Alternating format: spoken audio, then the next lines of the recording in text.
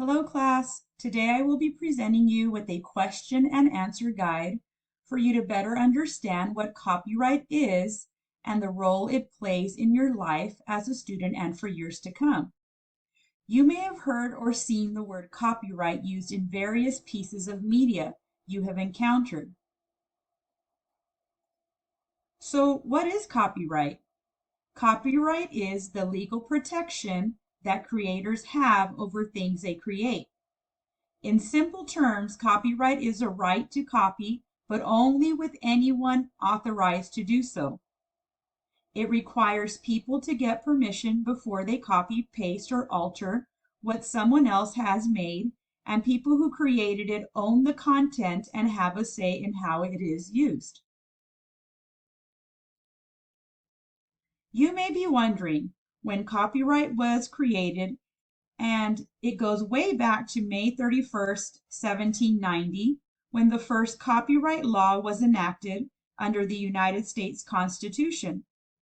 The law first stated that Congress shall have the power to promote the progress of science and useful arts by securing for limited times to authors and inventors the exclusive right to their respective writings and discoveries.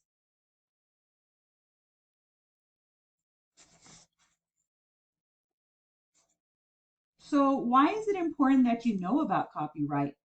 The first thing is that it will help you know the difference between sharing and ownership when it comes to using different types of media for personal use.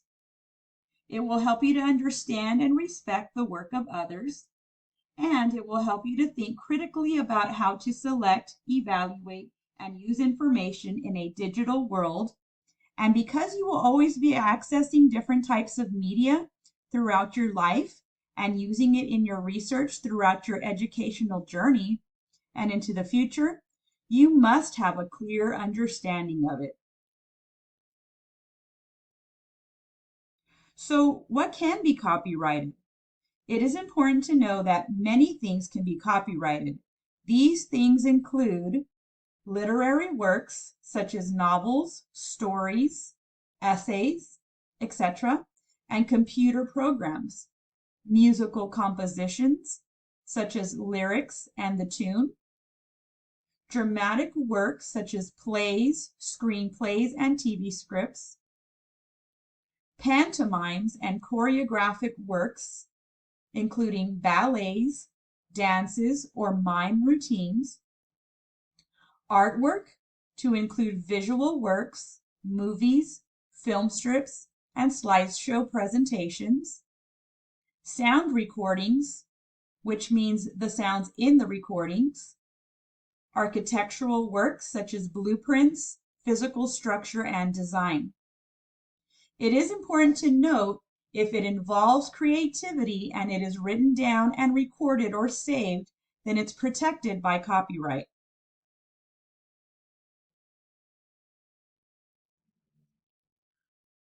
On the other hand, what cannot be copyrighted?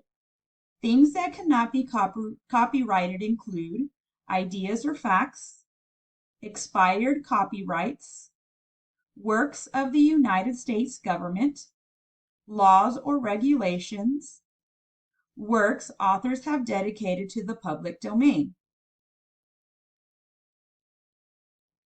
As we talk about copyright, it is important to also know what IP stands for and why it matters. IP, or intellectual property, plays a big role in copyright. IP stands for intellectual property, and it is important that you know that intellectual property is something you create. It's imagination made real, and recognizing someone's IP as their own helps to give credit where credit is due. People work hard and some make a living off of what they've created. Using their work as your own can negatively impact them in many ways, such as having them potentially lose money and not be recognized for the hard work they put into something. What should I consider when thinking about using others' creations? 3 things that you should consider when thinking about using others' creations include copyright, public domain, and fair use. We will start with talking about what public domain is. Public domain content is content that is not copyrighted and are free to use without permission by anyone, however they want.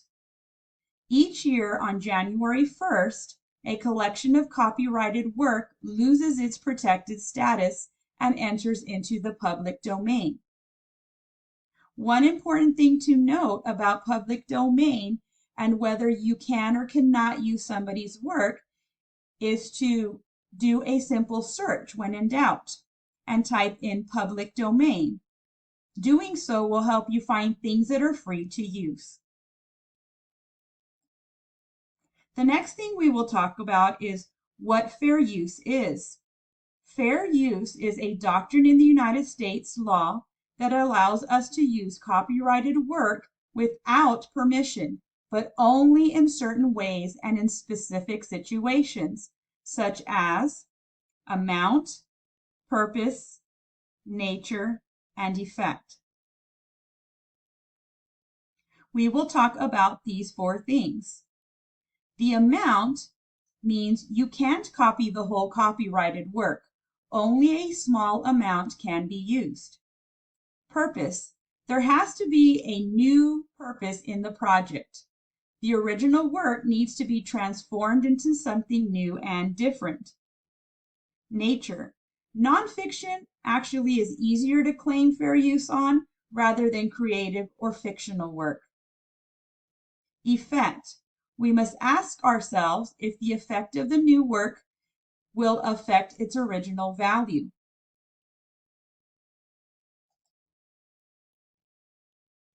Fair use is determined on a case-by-case basis.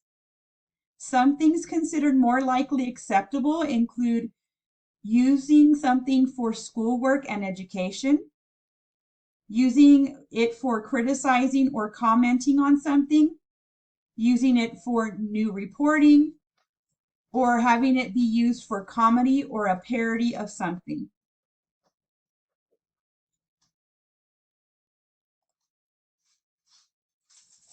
So, what is copyright infringement and potential consequences? You may be wondering, what would happen if I were to not follow copyright laws? Using someone's creations without permission is illegal. It includes the reproduction or distribution of copyrighted work. These things have serious consequences and can result in criminal penalties, including imprisonment of up to 5 years and fines of up to $250,000 per offense. So now you know the importance of having a clear understanding of copyright. Always give credit where credit is due. You can do this by citing the author's name, the name of the place, where you found it, the year and publication if given. So let's go ahead and take a look at everything that we have discussed so far. Some very important copyright takeaways include the following. Please keep in mind that copyright laws protect the creator of an original piece of work. Certain things are copyrighted while other things are not. When we think of copyright, we must also think of these 2 following things, which include public domain and fair use. Always give credit where credit is due.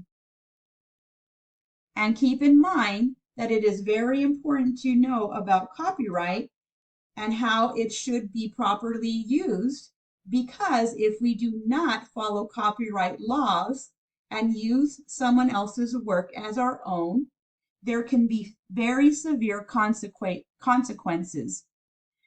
These consequences can result in very negative effects. Thank you, boys and girls, and I hope that today you have learned a lot about what copyright is and will use this knowledge when you go about doing research of your own and using other people's information or projects to share within what you will present. Goodbye.